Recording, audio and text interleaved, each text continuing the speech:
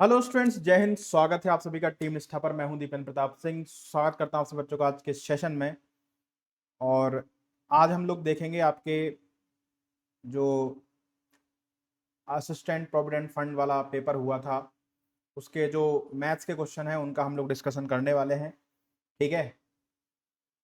और क्लास शुरू करने से पहले आप सभी को बताना चाहता हूं कि ncrtquiz.com पर आप जाइए और यहाँ पर आप क्लास 6 से लेकर के 12 तक के सभी एनसीईआरटी के चैप्टर वाइज क्विजेज आप लगा सकते हैं, जहां पर आपको हिस्ट्री एंड ज्योग्राफी क्लास 6 से लेकर 12 तक, साइंस क्लास 6 से लेकर 10 तक, पॉलिटी 9 से लेकर 12 तक, economy art and culture class 11 and 12, इन सभी क्लासेस के आपको चैप्टर वाइज क्विजेज देखने को मिल जाएंगे। ठीक है। साथ ही साथ आप यहाँ पर CDS, CAPF, FCAT, CGCAT और अन्य एग्जाम्स के मॉक टेस्ट भी दे सकते हैं। ठीक है ना। चलिए शुरुआत करते हैं हम लोग। आज की क्लास का पहला सवाल आप सभी के सामने है और सवाल आपका है मिक्सचर से। ठीक है ना। आपको मैं नहीं दिख रहा हूं क्योंकि मैं चाहता हूं कि पूरा स्पेस मैं यूज कर पाऊं। ठीक है ना। चलिए question number 1, container X contains a mixture of oil and water in the ratio 1:3, whereas container Y contains a mixture of oil and water in the ratio 2:3. If 2 liters of liquid from container X and 5 liters of liquid from container Y are mixed together in container Z that initially contains 1 liter of pure oil, then what is the percentage of oil in container Z? तो एक container X है जिसमें oil और water भरा हुआ है। ठीक है। और रेशियो क्या है? 1:3। दूसरा कंटेनर Y है जिसमें भी ऑयल एंड वाटर भरा हुआ है और रेशियो है हमारे पास 2:3 है। हमने X का 2 लीटर लिया और Y का हमने लिया 5 लीटर और दोनों को मिला करके एक नया मिक्सचर बनाया Z। ठीक है। उस Z में 1 लीटर आपका तेल, प्योर तेल पहले से था, तो बताना है कि उस Z में परसेंटेज ऑफ ऑयल कितना है। ठीक है। तो बहुत ही आसान सवाल है। ये हमारे पास ऑयल एंड वाटर और ये X हो गया, ये Y हो गया। ऑयल एंड वाटर का जो रेशियो है वो हमारे पास 1:3 है। ठीक है। X में और Y में कितना है? 2:3 है। हम कर क्या रहे हैं कि इसका ले रहे हैं कितना?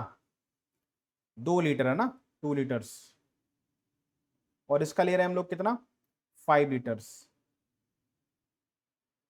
बहुत आसान है। देखो, आप चाहो तो इसमें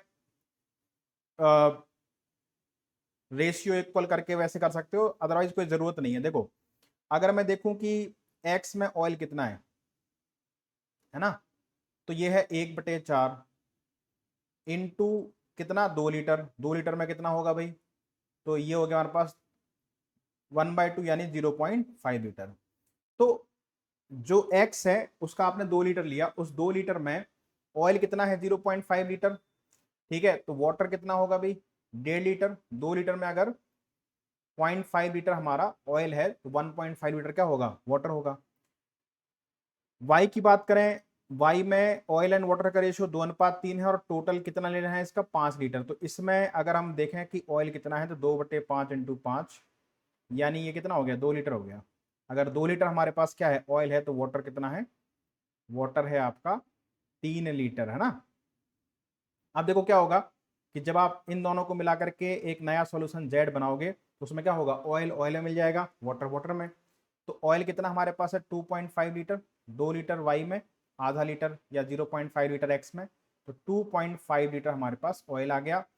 ठीक है। और वाटर कितना आ जाएगा हमारे पास? 4.5 लीटर। टोटल मिक्सर कितने का हो गया भाई? 7 लीटर का। ठीक है ना।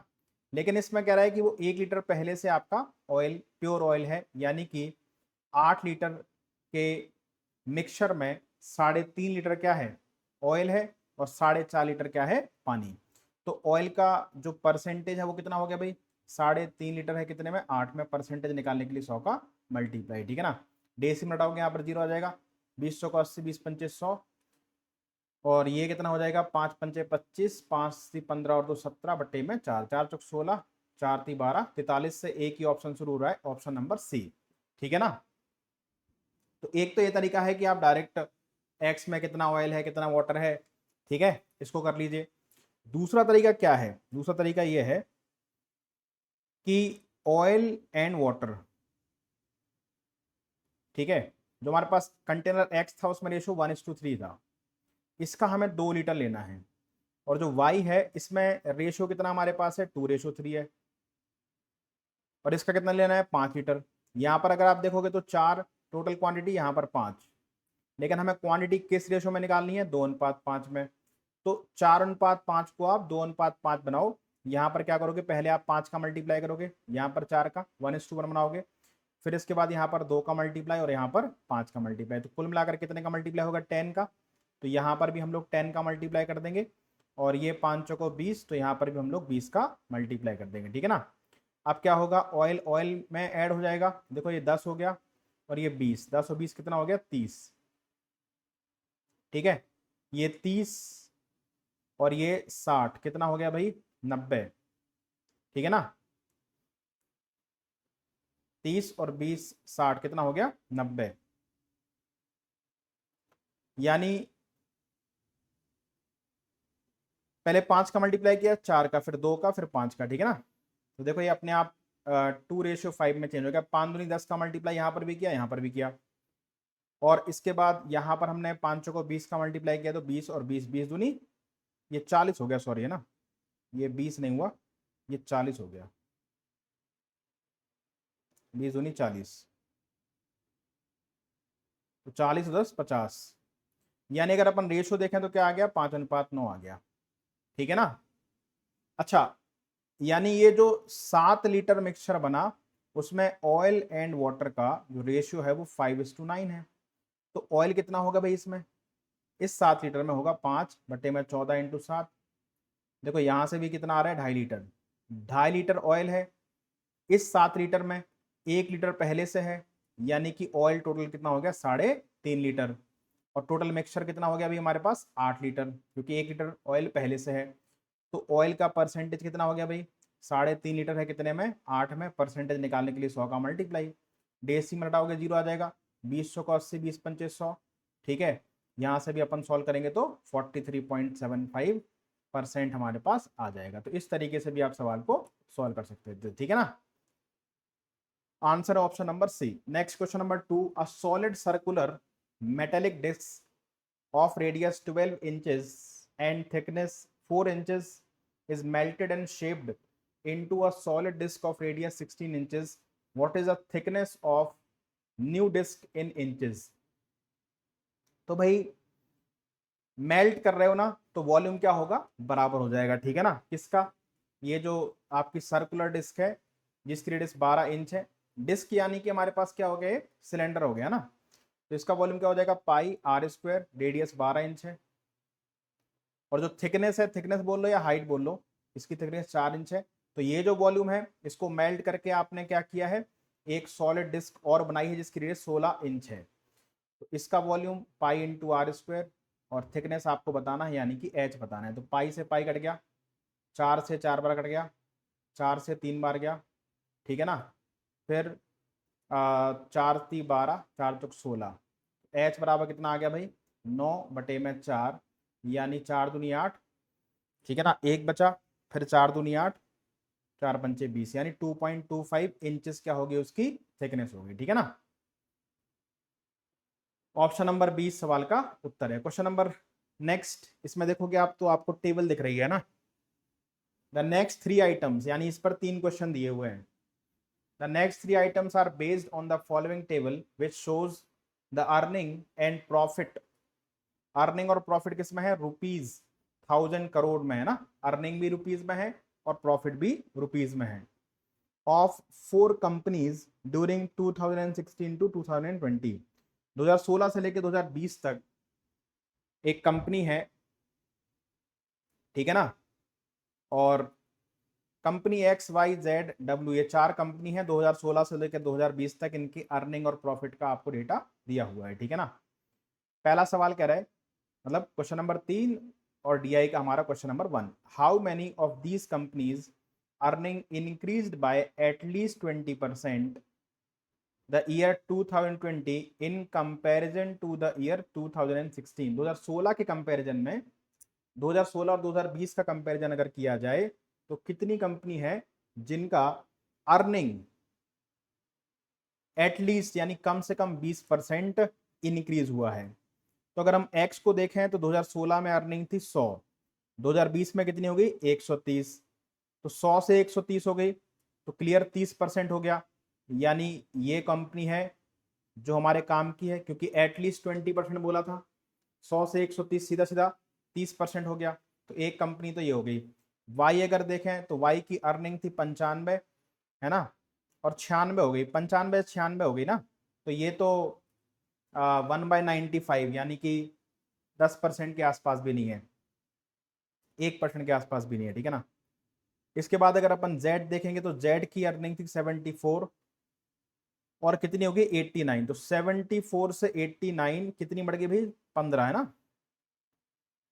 तो 15 74 का कितना परसेंट है बताओ, 74 का अगर मैं 20% निकालूं कितना आएगा, तो आप कहेंगे सर ये आएगा हमारे पास 14.8, है ना, 14.8, यानी ये 20% से ज़्यादा है। तो ये भी हमारे काम का हो गया, क्योंकि एटलीस्ट 20% चाहिए था मुझे।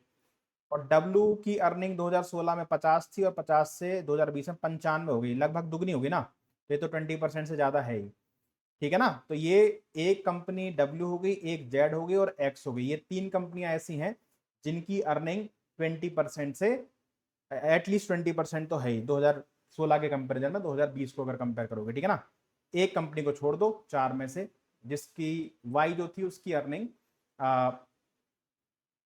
ये जो हाँ वाई जो थी उसकी अर्निंग हमारी एटलीस्ट 20% नहीं थी। तो इस सवाल का उत्तर ऑप्शन नंबर सी हो जाएगा। Question number 4, in 2020 the relative profit jump of which company was maximum over the previous year. Relative profit यानी कि परसेंटेज, ठीक है ना। 2020 में इससे पहले, 2020 को इसके पहले से कंपेयर करना है और किसका मैक्सिमम प्रॉफिट परसेंटेज था ये बताना है, ठीक है ना। तो अगर हम देखें 2020 में इसका प्रॉफिट था 25.8, इससे पहले था 20.7, तो ये कितना बड़ा भाई, ये बड़ा है 5.1, है ना। 5.1 का इंक्रीज हुआ है कितने से 20.7 से। तो अगर आप देखोगे तो ये ऑलमोस्ट 25% है, 25 दूनी 50, 25% के आसपास इंक्रीज है, ठीक है ना। यहां पर आप देखोगे वाई 5.5 से 9.5 हो गया, यानी 4 बढ़ गया। तो 4 5.5 का कितना परसेंट है बताओ जरा, ये 5 अट्ठे 40, 80% के आसपास है। अगर हम और इसको सॉल्व करें तो यहाँ पर डी से मटा, यहाँ पर 0 आ जाएगा, 5 से जाएगा 5 अट्ठे 40, 5 से जाएगा 11 बार, 8/11, 1/11 कितना होता है याद है 9.09%, तो 8/11 कितना हो जाएगा 72.72%, यानी यहां पर जो इंक्रीज है वो 72.72% है, ठीक है ना। फिर 12 से 14 2 बढ़ गया, 2 बढ़ा कितने से 12 से, तो 1/6 हो गया, और 1/6 का मतलब होता है 16.66%, ठीक है। तो अभी तक इन तीनों में सबसे ज्यादा इंक्रीज किसमें है, वाई में, ठीक है। इसके बाद अगर यहां पर देखोगे तो 12.5 से 20.5 यानी 8 बढ़ गया, 8 बढ़ा कितने से 12.5 से, परसेंटेज निकालने के लिए 100 का मल्टीप्लाई, डेसिमल हटाओगे यहाँ पर 0 आ जाएगा, 25 पंचे 125, 25 चौको 100, 16 पंचे 80, 16 चौको 64, यहाँ पर इंक्रीज कितना है 64%। तो मैक्सिमम सबसे ज्यादा इंक्रीज कहाँ कौन सी कंपनी ने किया है, वाई ने। तो इस सवाल का जो हमारा उत्तर होगा वो हो जाएगा ऑप्शन नंबर बी, ठीक है ना। Next, in 2017 the absolute profit, absolute profit मतलब परसेंटेज नहीं, केवल data, profit jump, absolute profit jump यानी difference of which company was minimum over the previous year. तो 2017 के पहले क्या है 2016 है ना, 2016 से 17 में डिफरेंस सबसे कम कहाँ है, 2016 में जो प्रॉफिट था वो 20.5 था, 17 में 22.4, यानी कितना हो गया ये बढ़ गया 1.9, है ना, 1.9 बढ़ गया। इसके बाद ये कितना बड़ा है भाई, 85, 85, 8.5 से 9.5 यानी कितना बड़ा, 1। तो मिनिमम दोनों में y हो गया, x हटा दो। यहाँ पर 7.5 से 8.8 यानी कि 1.3 बढ़ गया, है ना। तो ये भी हट जाएगा क्योंकि मिनिमम अभी भी हमारे पास 1 है। और ये 4 से 5.5 हो गया तो ये 1.5 बढ़ गया, यानी मिनिमम जो है वो क्या है हमारे पास, y का है ना। तो इस सवाल का उत्तर भी हमारे पास y बन जाएगा, option number B. Next question number 6, what is the decimal equivalent of the hexadecimal number 5a6d। Decimal यानी कि 0 से लेकर के 9 तक की संख्या है। हेक्साडेसिमल में क्या होता है, 0 से लेकर के 9 तक की संख्याएं तो होती हैं, लेकिन फिर जो 10 आ जाता है ना, तो वो 1 और 0 है इसमें। तो इसको हम लिखते हैं a, 11 को हम लिखते हैं b, 2 डिजिट के नंबर आगे ना, 12 को लिखते हैं c, 13 को लिखते हैं d, है ना। इस तरीके से कहानी चलती है। तो ये 5a6d लिखा है, तो हम क्या करेंगे, ये जो डेसिमल नंबर है, डेसिमल इक्विवेलेंट बताना है इस हेक्साडेसिमल नंबर का, ठीक है ना। तो हेक्साडेसिमल से डेसिमल में जब आप चेंज करोगे तो d का मतलब कितना हो गया हमारे पास, 13, और इसका बेस कितना होता है 16, तो इसको 16 की पावर 0 से मल्टीप्लाई कर देंगे, प्लस ये 6 है, 6 को मल्टीप्लाई करेंगे 16 की पावर 1 से।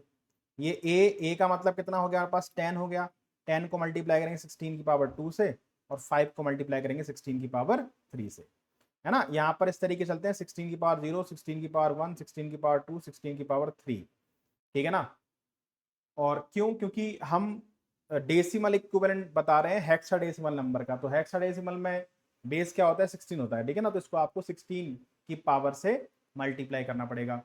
16 की पावर 0 1 हो गया, तो ये 13 आ गया, 16 छक्का 96 हो गया, ये 16 का स्क्वायर 256, ये 2560 हो गया, ठीक है। अब ये 16 का क्यूब कितना होता है, 4096 ना, इंटू 5, 6 पंचे 30, 45 3 48, 4 5 को 20, 20,480,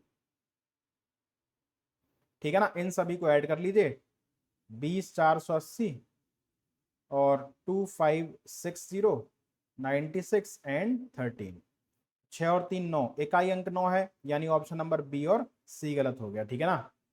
अब अगर ए और डी में देखोगे तो ये चारों डिजिट क्या है, सेम है, आपको पूरा ऐड करना पड़ेगा। 9 10 14 24, कैरी 2 आगे, 5 4 9 और 2 11, ठीक है ना। 2 और 1 3, 2, 23149, 23149, ऑप्शन नंबर एक इस सवाल का उत्तर हो गया।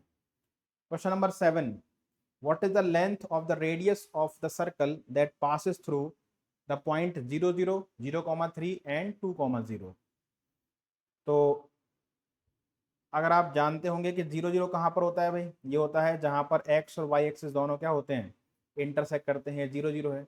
0,3 का मतलब क्या हो गया, x एक्सिस पर 0, y एक्सिस पर 3, ये हो गया हमारे पास 0,3। 2,0 कहाँ पर होगा, यहाँ कहीं पर होगा, 2,0। और एक सर्कल है जो इन पॉइंट से होकर के जा रहा है, ऐसा सर्कल होगा कुछ, इसकी आपको रेडियस बतानी है। हम सभी जानते हैं कि जहां पर हमारे क्वाड्रेंट्स जो एक्सेस हैं, ये एक्स एक्सेस है, ये वाई एक्सेस है, जहां पर ये इंटरसेक्ट करते हैं वहां पर ये 90 बनाते हैं, ठीक है ना।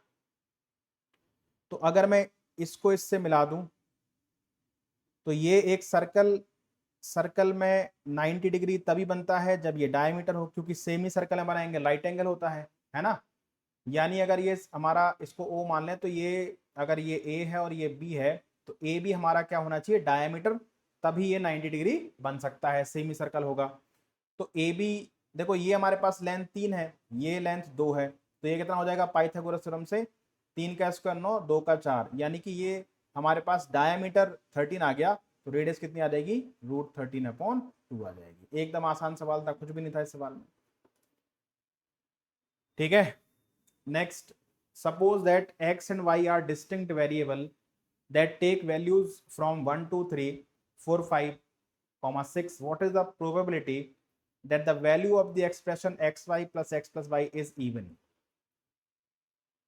तो x और y क्या है, डिस्टिंक्ट वेरिएबल है, डिस्टिंक्ट यानी कि अगर आपने x को 1 ले लिया तो फिर आप y को 1 नहीं ले सकते हो, ठीक है। और आपको लेने कौन कौन से भाई, 1 2 3 4 5 एंड 6, ये 6 वेरिएबल भी, यानी x और y की ये वैल्यू 6 में से ही कोई हो सकती है।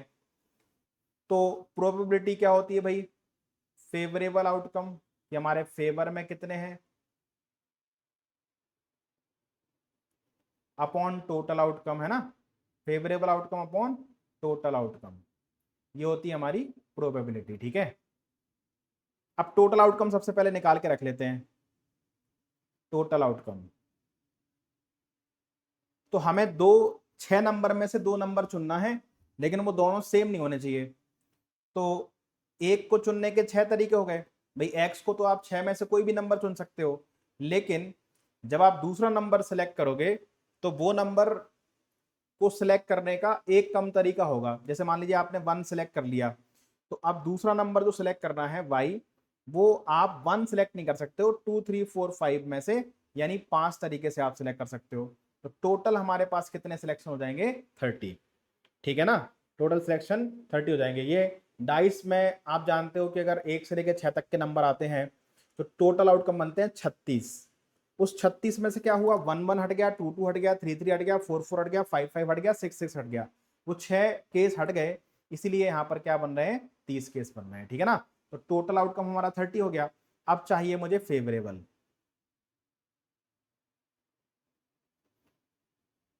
फेवरेबल के लिए क्या है कि जो एक्स प्लस वाई है, ये कैसा होना चाहिए भाई, ये हमारा इवन होना चाहिए, है ना, इवन होना चाहिए। तो क्या क्या कंडीशन बन सकती है, देखो, हम एक्स और वाई दोनों को इवन ले सकते हैं, हम एक्स और वाई दोनों को ऑड ले सकते हैं, हम एक्स को इवन ले लें और वाई को क्या ले लें, ऑड ले लें, या एक्स को ऑड ले लें और वाई को क्या ले लें, इवन ले लें, ठीक है ना। यही केस बन सकते हैं, और कुछ नहीं बन सकता है। देखो, अगर मैंने एक्स और वाई दोनों को इवन लिया तो ये हमारे पास इवन बन जाएगा, क्योंकि इवन इंटू इवन इवन होता है, और इवन प्लस इवन भी हमारे पास इवन हो जाएगा। तो इवन प्लस इवन क्या बनेगा, हमारा इवन बनेगा। यानी अगर एक्स और वाई दोनों इवन है तो x y into x plus y क्या होगा, आपका इवन होगा। आपको अगर ऐसे समझ में नहीं आता है तो आप एग्जाम्पल लेकर के भी कर सकते हो, ठीक है। जैसे मान लीजिए ये आप नहीं सोच पा रहे हो पेपर में, तो आप एग्जाम्पल ले लो कि हमने x को 2 मान लिया, y को 4 मान लिया, ठीक है ना। यही मान सकते हैं ना, 2 4 और 6 में से ही मानना है। दो दूनी, ये 4 दूनी 8 हो गया, 4 2 6 हो गया, 8 6 14, यानी कि ये क्या बन गया, इवन बन गया। अब यानी कि एक्स प्लस वाई इवन तभी हो सकता है जब हम एक्स और वाई दोनों को इवन लें। अच्छा, एक्स और वाई अगर दोनों को ऑड ले लिया, तो एक्स को मान लीजिए 1 ले लिया, वाई को 3 ले लिया, ठीक है ना। तो ये कितना हो गया, 3 + 4 यानी कि 7। 7 तो हमारे पास इवन है ही नहीं, यानी एक्स और वाई दोनों ऑड आपके नहीं हो सकते हैं, ठीक है ना। इसके बाद तीसरा क्या हो सकता है कि एक ऑड हो जाए और एक इवन हो जाए। तो मान लीजिए एक्स को हमने 1 ले लिया, ठीक है, और वाई को हमने 2 ले लिया, +1 + 2, तो ये कितना हो गया, ये तो 2 हो गया और ये 3 हो गया, 3 और 2 5, यानी कि ये भी हमारे पास क्या नहीं बन रहा है, इवन नहीं बन रहा है, ठीक है ना। और वैसे भी आप जानते हो कि अगर एक इवन एक ऑड तो ये इवन बन जाएगा, ठीक है, और अगर एक इवन और एक ऑड तो ये ऑड बन जाएगा, और ऑड प्लस इवन क्या होता है, हमारे पास ऑड होता है, ठीक है ना। हमने एग्जाम्पल रख कर देख लिया कि भाई एक इवन चाहिए एक ऑड चाहिए, तो एक्स को हमने 1 ले लिया ऑड और वाई को हमने 2 ले लिया इवन, तो 1 × 2 + 1 + 2, तो 2 और 1 3, 3 और 2 5, 5 क्या है, एक ऑड नंबर है, ठीक है ना। तो ये वाला केस भी हमारे पास क्या हो जाता है, गलत हो जाता है। एक ही केस है, यानी एक्स और वाई हमारे पास केवल और केवल इवन हो सकते हैं, तभी ये एक्स वाई प्लस वाई क्या होगा, हमारा इवन होगा, ठीक है ना। अब एक्स और वाई की वैल्यू क्या क्या ले सकते हैं आप, अगर एक्स और वाई आपके इवन है तो हम लोग केवल और केवल 2 4 और 6 ही ले सकते हैं। अब इसमें क्या क्या कंडीशन बन सकती है कि x 2 हो जाए, y 4 हो जाए, ऐसा भी हो सकता है कि x 4 हो जाए, y 2 हो जाए, ठीक है। फिर 4, 6 भी हो सकता है, 6, 4 भी हो सकता है, ठीक। इसके बाद 2, 6 हो सकता है और 6, 2 भी हो सकता है ना।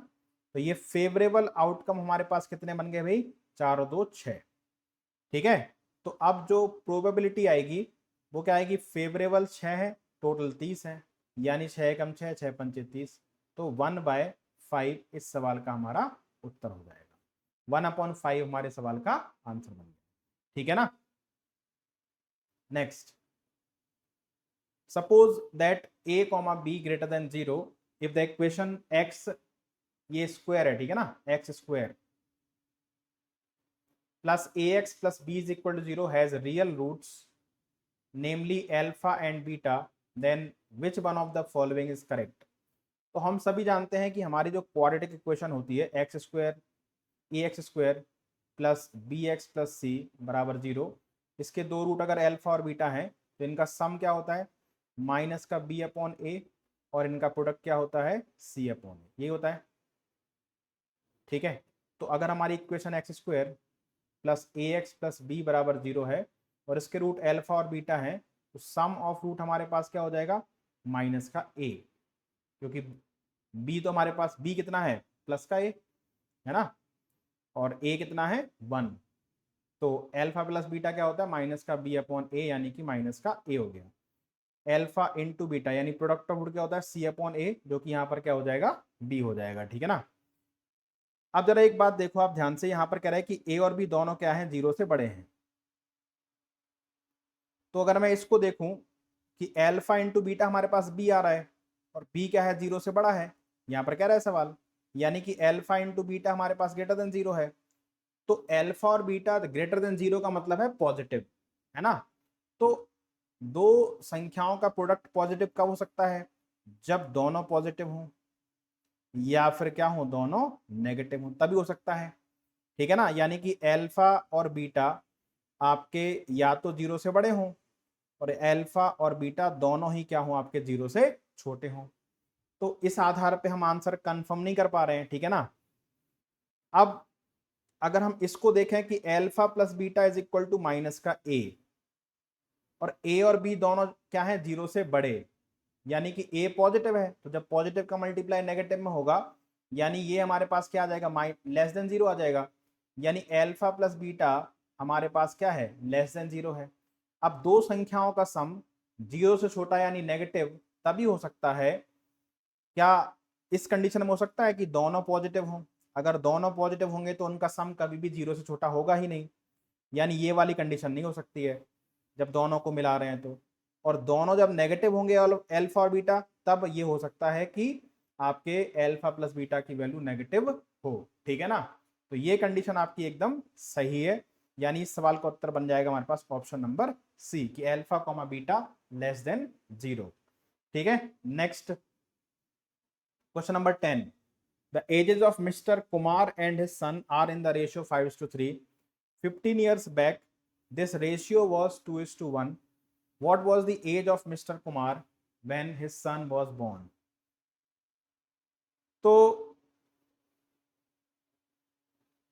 कह रहा है the age of mister Kumar और उनके सन की प्रेजेंट एज का जो रेशियो है वो 5:3 दे रखा है।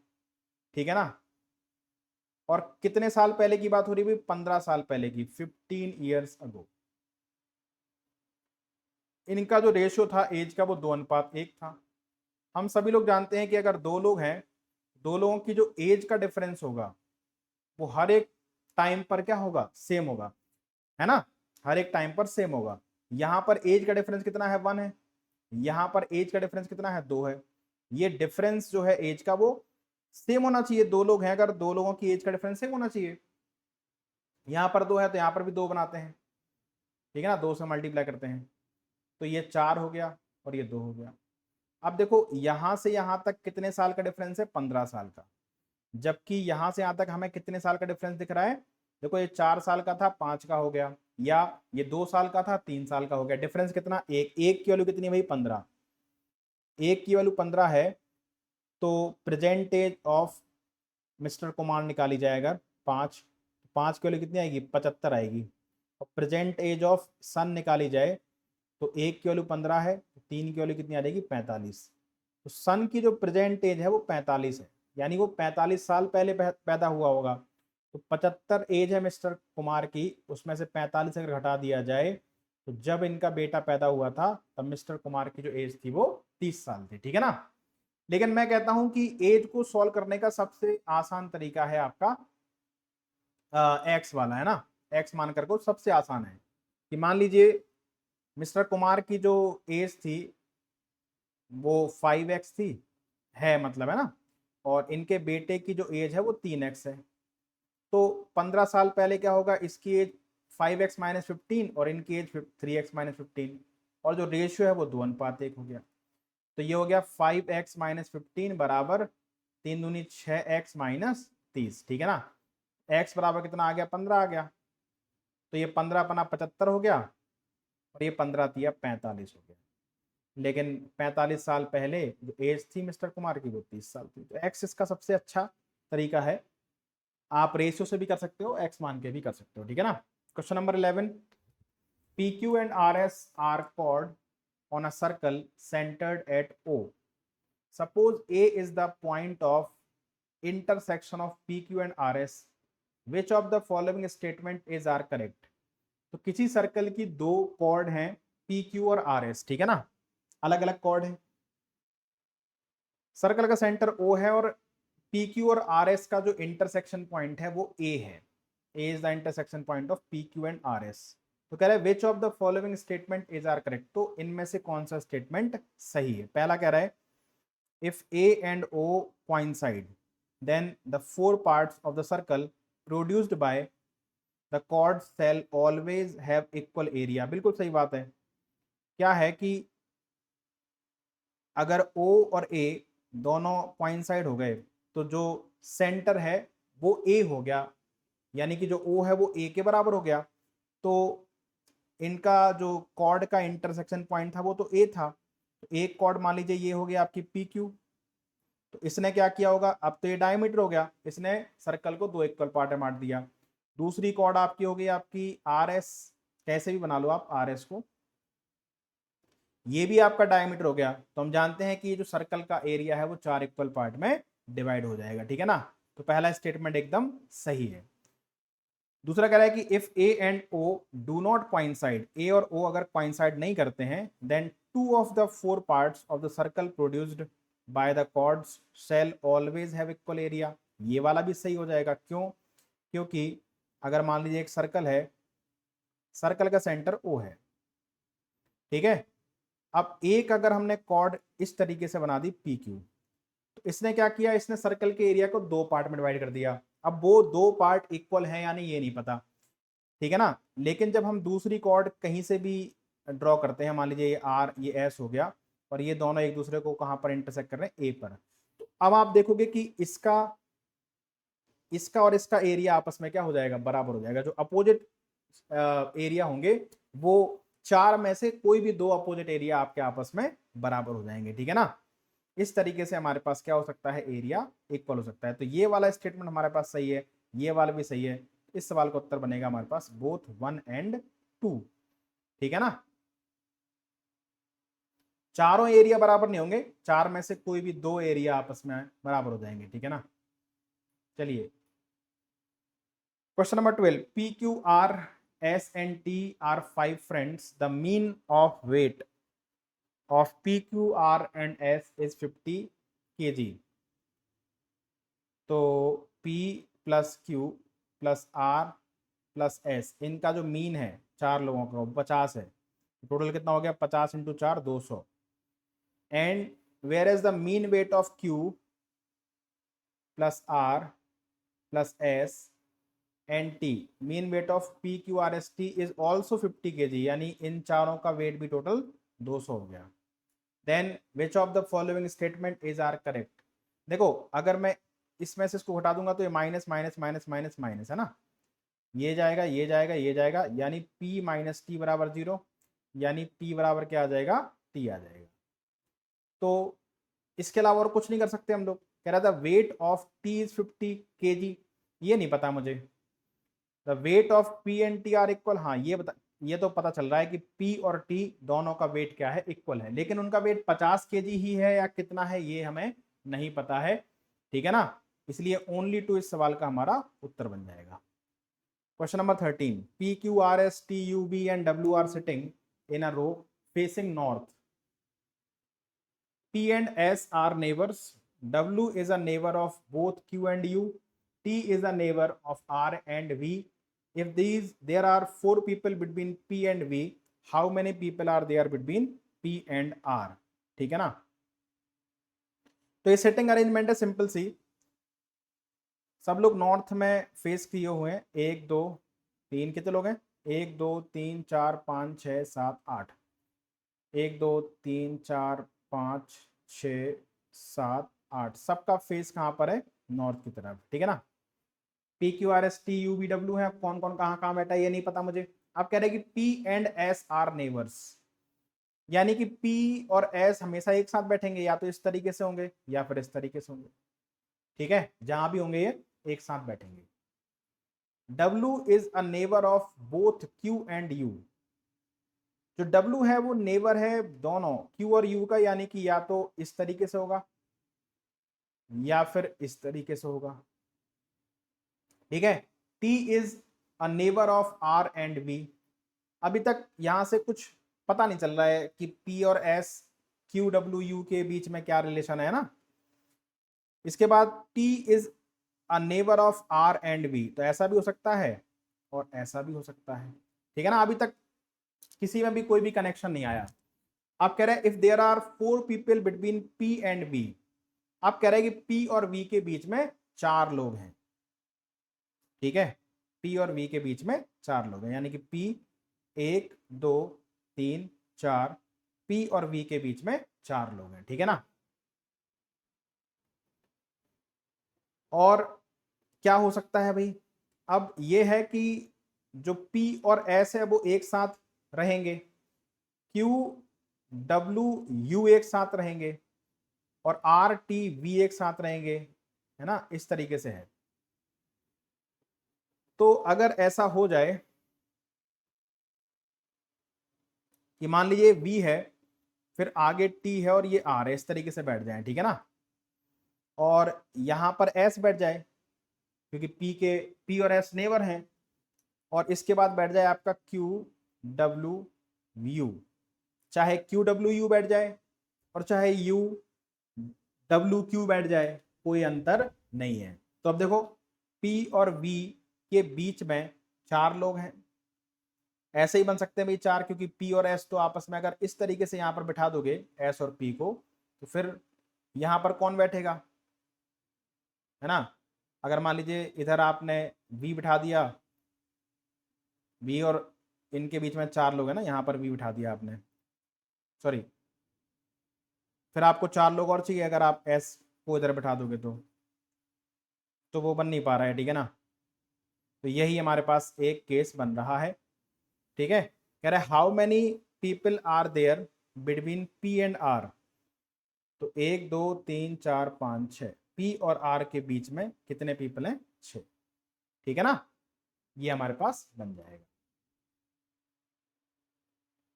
तो आंसर इसका ऑप्शन नंबर डी हो गया। Question number 14, the angles of elevation of the top of a tower from the top and bottom of a 10 meter tall building are 30 and 45 respectively. Approximately what is the height of the tower in meters from the top of the building?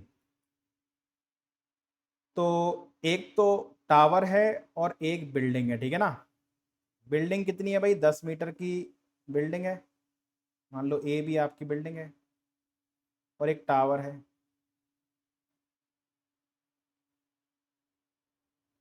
C D आपका tower है, ठीक है।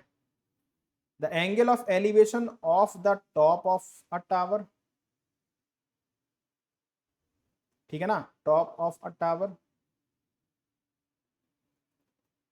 From the top and bottom of a 10 metre tall building, तो इसके top और bottom से tower के top का एंगल ऑफ एलिवेशन क्या है? 30 और 45। ये वाला 30 है टॉप का और ये 45 है।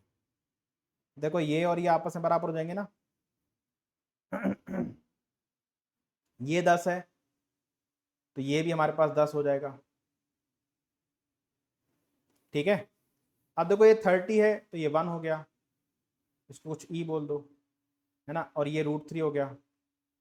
ये 45 है, तो अगर देखो ये √3 है तो ये भी √3 हो जाएगा ना, यहाँ से यहाँ तक। ये 90 है तो ये भी 90 है, ये 30, ये 90, ये 45 तो ये भी 45, तो अगर ये √3 है तो ये वाला भी √3 हो जाएगा यहाँ से यहाँ तक। बन गया पूरा। हमसे क्या कह रहा है, हमसे पूछ रहा है what is the height of the tower in metres from the top of the building. Building के टॉप से हाइट क्या है ये। देखो अगर ये 10 मीटर है तो ये 10 मीटर, यानी कि आपको ये पता करना है बस। तो अब हम कह सकते हैं कि टोटल √3 है, ये 1 है, तो ये वाला पार्ट यहां से लेके यहां तक, ये वाला पार्ट कितना हो गया हमारा, √3 - 1। √3 - 1 की वैल्यू कितनी है, 10 है, तो एक की वैल्यू क्या आ जाएगी, 10/√3 - 1। एक काम करो, इसमें √3 + 1 से मल्टीप्लाई कर दो और √3 + 1 से डिवाइड कर दो, तो ऊपर हो गया 10 × √3 + 1, नीचे एक ब्रैकेट में a + b, एक ब्रैकेट में a - b, यानी हो गया ये a² - b²। तो 10 × √3 + 1 अपॉन √3 का स्क्वायर 3 हो गया, 3 - 1 2, 2 से गया 5 बार, तो ये हो गया हमारे पास 5। √3 की वैल्यू है 1.73 + 1, ये यानी कि हो गया 5 × 2.73, तो 5 थी 15 और 5 × 7 = 35 और 1 = 36, 10 और 3 = 13, 13.65 हमारे पास क्या आ जाएगा, इस सवाल का उत्तर आ जाएगा। ठीक है ना। Last question number 15, a multiple choice question paper has 50 questions. एक मल्टीपल चॉइस पेपर था, उसमें 50 क्वेश्चन है। ठीक है ना। Each question has got 4 options, हर एक क्वेश्चन के 4 ऑप्शन है, namely ABCD। Each correct answer carries 4 marks and each wrong answer carries -1 mark. A candidate decided to tick in the pattern ABCD ABCD ABCD। कुछ पढ़ के नहीं आया, ABCD ABCD लगाता जा रहा है। ठीक है ना। पहले का वो A लगाएगा, पहले क्वेश्चन का A लगाएगा, दूसरे क्वेश्चन का B लगाएगा, तीसरे का आंसर C लगा देगा, चौथे का D लगा देगा, फिर पांचवे का A लगाएगा, छठे का B लगाएगा, सातवें का C लगाएगा, आठवें का D लगाएगा। इस तरीके से वो 50 क्वेश्चन को ABCD में करते जा रहा है। ठीक है ना। And so on starting from question number 1 till the end. If option C is the correct answer in each question, then what is the total score of the candidate. अब जो सही आंसर है वो है C सही answer है सभी question का। ठीक है ना। हर एक क्वेश्चन का आंसर C है, तो कह रहा है कि उसको कितने नंबर मिलेंगे। तो 50 क्वेश्चन टोटल थे। ठीक है ना। तो वो 4 4 4 4 करके लगा रहे हैं, ABCD ABCD ABCD ABCD, यानी ऐसे 48 क्वेश्चन तक वो पहुंच जाएगा। 48 क्वेश्चन में क्या होगा कि वो 12 बार A लगा चुका होगा, 12 बार B, 12 बार C और 12 बार D। 12 बार A आ चुका होगा, 12 बार C लगा चुका होगा, 12 बार D लगा चुका होगा। ठीक है। 48 क्वेश्चन हो गए। अब क्या होगा, अब 49 और 50 में वो क्या लगाएगा, A लगाएगा, और 50वें का B लगाएगा, यानी ये 13 13 बार है, ये 12 12 बार है। देखो सही उसके कितने क्वेश्चन सही हो गए, 50 में से 12 क्वेश्चन सही हो गए, यानी उसको नंबर कितने मिल गए, 12 × 4 यानी कि 48 नंबर मिल गए। ठीक है ना। और बाकी गलत कितने हो गए भाई, 13 13 26 और 12 कितना 38, 38 उसके गलत हो गए, और एक गलत सवाल का 1 नंबर काट लिया जाएगा, यानी उसके 38 नंबर कट गए। 48 मिले, 38 कट गए, नंबर उसको कितने मिलेंगे, 10 नंबर मिलेंगे। ठीक है। बढ़िया सवाल था ये, अच्छा सवाल था। ठीक है। तो इसका आंसर बन गया आपका ऑप्शन नंबर C। तो ये थे आपके 15 क्वेश्चन जो आपके UPSC ने जो भी पेपर कंडक्ट कराया था प्रोविडेंट फंड वाला। ठीक है ना। उसके पेपर में ये सवाल आपके आए हुए थे। ठीक है। तो उम्मीद है, देखो इसमें प्रोबेबिलिटी भी है और हाइट एंड डिस्टेंस भी आया है, ज्योमेट्री भी आई है, अरिथमेटिक भी आया है, यानी कंप्लीट मैथ्स आता है। ठीक है ना। चलिए, जो बच्चे नए हैं चैनल पे सब्सक्राइब कर लो। ठीक है ना। अभी तक अगर नहीं सब्सक्राइब किया है, और आपको अगर ये क्लासेस पसंद आ रही हैं तो लाइक एंड शेयर भी किया कीजिए। हम मिलेंगे नेक्स्ट सेशन में। Till then take care, bye and जय हिंद।